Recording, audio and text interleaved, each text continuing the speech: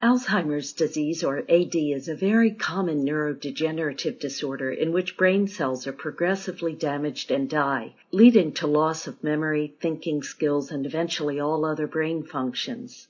A brain consists of billions of neurons or nerve cells which communicate via chemical messages or neurotransmitters.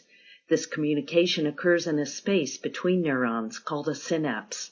Neuron communication is essential to all brain activities.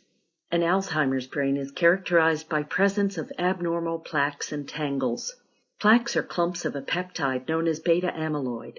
Beta amyloid derives from a larger membrane protein normally present on the surface of nerve cells. These clumps are toxic to nerve cells and may block cell-to-cell signaling at synapses. They are also believed to trigger inflammation responses that bring further damage to the brain tissue. Tangles are formations of a protein named tau. Tau protein's major function is to stabilize axonal microtubules, the tubular structures that run along axons of neurons and are responsible for intracellular transport. In AD patients, tau molecules are misfolded and clump into tangles. As a result, the microtubules are disintegrated and cellular transport is impaired. As the toxic deposits of plaques and tangles increase, neurons stop functioning, lose connections with each other, and die.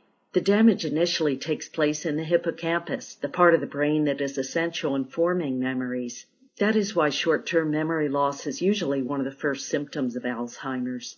Plaques and tangles tend to spread through the cortex in a predictable pattern as the disease progresses. New symptoms appear accordingly and in an order that corresponds to different stages of the disease. At the final stage, the brain shrinks dramatically and nearly all its functions are affected. Most people with Alzheimer's show first symptoms after the age of 65, while the process of neuron destruction has probably started many years earlier.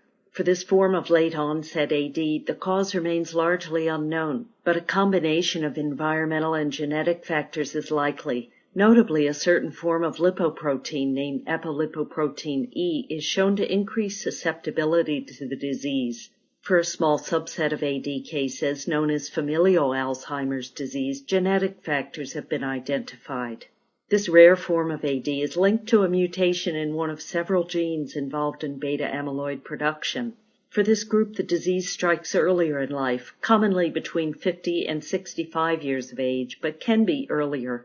Currently, there is no cure for Alzheimer's. Treatments aim to slow down the process of destruction and relieve symptoms to improve quality of life for patients and caregivers.